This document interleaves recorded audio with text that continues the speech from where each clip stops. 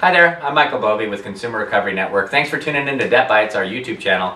Today I'm going to talk about what the different types of debt collectors there are. There are several, and it can be confusing, and you sometimes have to look at the different types of debt collectors differently depending on what your goals are. Specifically, our channel and our website mostly deal with people that want to resolve a debt. So under that thinking, I'm going to talk about each type of debt collector. All right, so let's assume that we're dealing with a credit card. And the very first type of debt collector that you'll come across is one that actually works for your bank. When you stop paying a debt, that's the only time you're going to hear from a debt collector. It's first at, say, Chase, okay? They're going to be reaching out to you with their internal collections and recovery department. The first month or two of delinquency is typically going to be more of the customer service toned person, and those are account turnaround efforts. After 90 days or so, and this is pretty much with most banks, the tone of those calls and or the training of the debt collector at the bank is going to be at an escalated level. These are people that, banks know that after 90 days, only 80% of the time will they ever see another penny on an account. Excuse me, not 80% of the time, only 20% of the time will they ever get paid a penny on accounts that go 90 days or more delinquent. So with that kind of statistic, they have collection policies and procedures that change a little bit and morph into something more akin to trying to be, it's more of a collection tone, okay?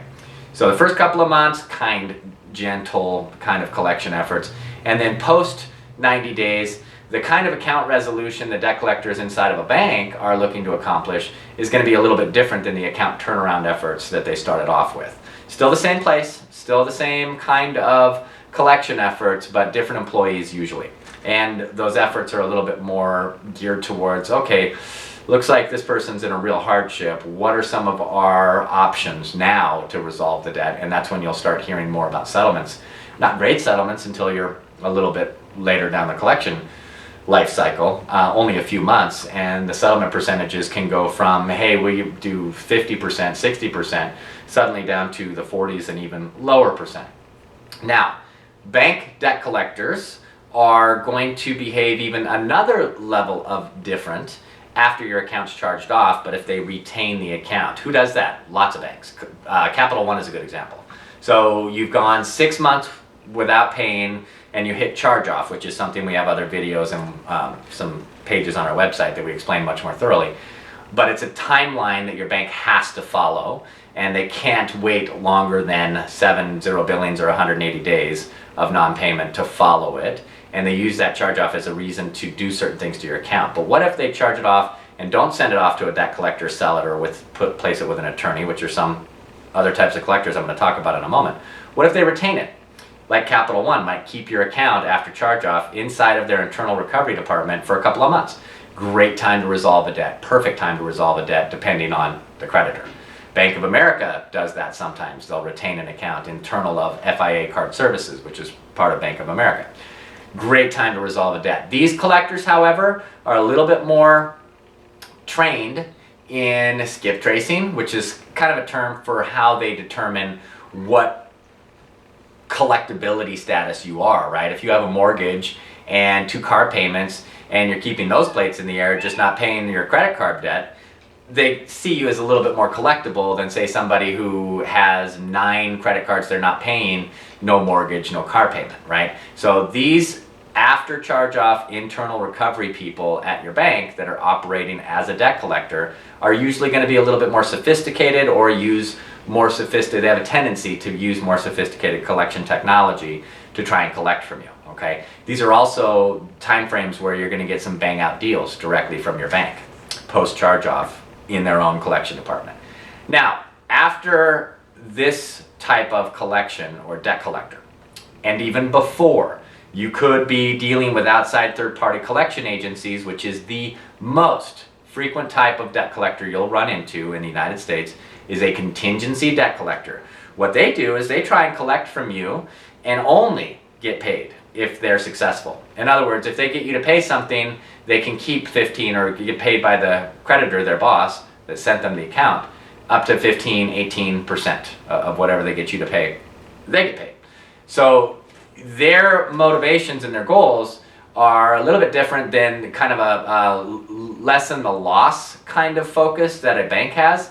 These are debt collectors that the only way they're going to get paid is if they get you to pay. So they're kind of almost, I can look at them, and I have for decades, as a tool to your success. This is where a lot of dynamic settlements can come from. This is when you're dealing with a debt collector that is sure to use technology to their advantage, right? They're using skip tracing tools, things available, software available through Experian, one of the credit bureaus, or Westlaw or LexisNexis. They're using a view of your credit report to determine what you can pay. And they're going to behave differently from when they get the account to when they're about to lose the account. Remember, I told you the creditor sends this to them and they're only getting paid if they get you to pay. They don't have an undetermined amount of time to try and collect from you. As soon as they get the account in original, like let's say we just talked about charge-off, if they're getting the account right after the charge-off, they usually only have 90 days or so to collect from you, and then they're going to lose the account. So they're a little bit more flexible at the end of that assignment cycle, if you will.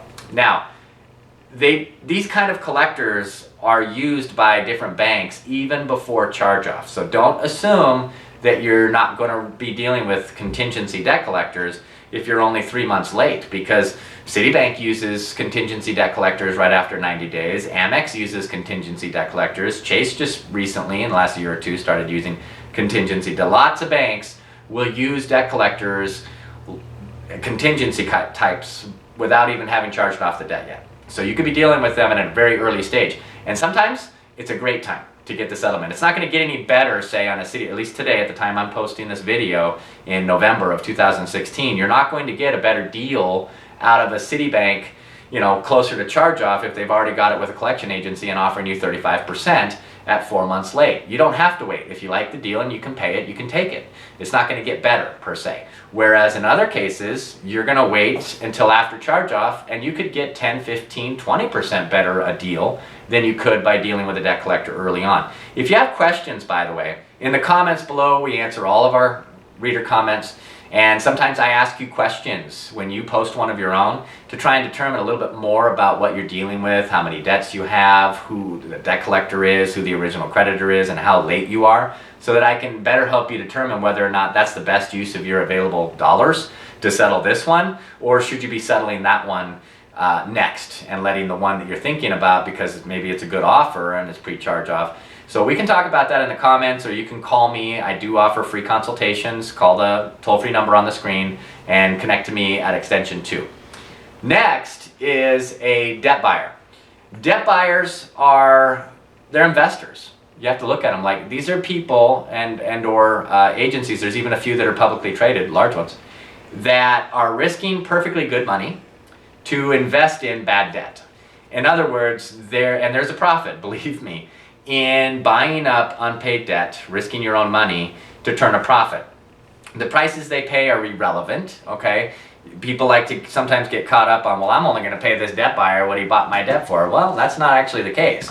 If you're lucky, yeah, but that's not how debt buyers work. Typically, you're dealing with debt buyers who are going to be open to resolving debt with you. They're certainly open to payment plans, and they will negotiate settlements with you too.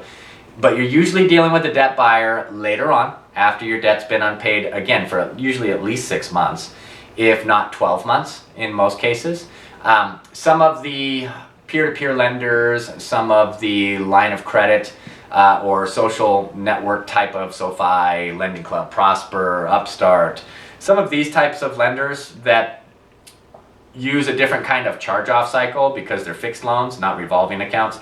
Their charge-off might happen after 120 days of non-payment, and they might sell debt right on the other side of that, whereas most banks, usually Chase doesn't sell right now at the time I'm publishing this. Citibank isn't going to sell after they charge off. They're going to send it out to a debt collector at least once or twice before they think about selling in a lot of cases. So there's different times that debts get sold. The earliest, though, is going to be about 4 months on fixed loans and 6 months on revolving credit cards.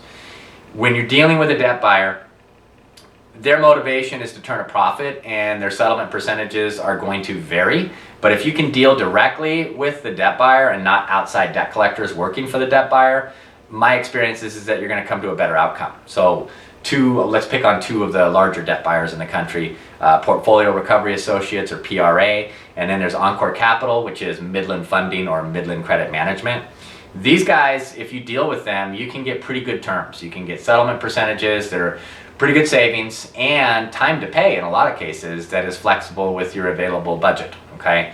But if you're dealing with a debt buyer, somebody like Unifund or Calvary, who buy up debt and then send it out to debt collection, contingency debt collectors like we just talked about, or even debt collection attorneys, your deals are going to be a little bit less beneficial, and you're likely dealing with attorneys who, and I've got a video up where I talk about this, collection attorneys are like hammers, and for hammers everything looks like a nail, so they're a little bit more difficult to deal with and your settlement percentages aren't that great. And with that, let's lead into the other type of debt collector I want to talk about today, and that's collection attorneys.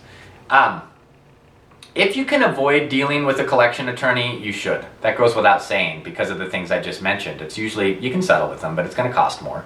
It's inconvenient, and they're a little bit abrasive, to say the least. And not all of us, in fact, the vast majority of us are not going to want to be in a court situation if we can avoid it. But the thing is that people are watching this video that don't know it yet, but there's almost no way they're going to avoid having to deal with a debt collection attorney. So you might as well know that they can't steal your birthday, okay? So let's get that out of the way right now. It's a sucky situation. I don't want you to be in it. You don't want yourself to be in it. If you're dealing with it now, you know what I'm talking about. And if you're dealing with it later, you just need to know that it's not the end of the world. But I do hope that it is the end of your settlement process. In other words, if you're dealing with 9 accounts, like I mentioned earlier, and the very first one or second one that you're dealing with is now you're in court or you're dealing with a debt collection attorney, it can have a detrimental effect to the rest of your program. If you're dealing with a collection attorney and it's your 9 accounts and you're on your 8th or 9th one and it's the last one, you can survive this. You can survive it without a judgment on your credit report. You can survive it without too much heartache and or even additional expense, because you're at the tail end of this thing, and the flexibilities and the legal process itself being so formal, you can use that to your advantage at the tail end of trying to resolve your debt.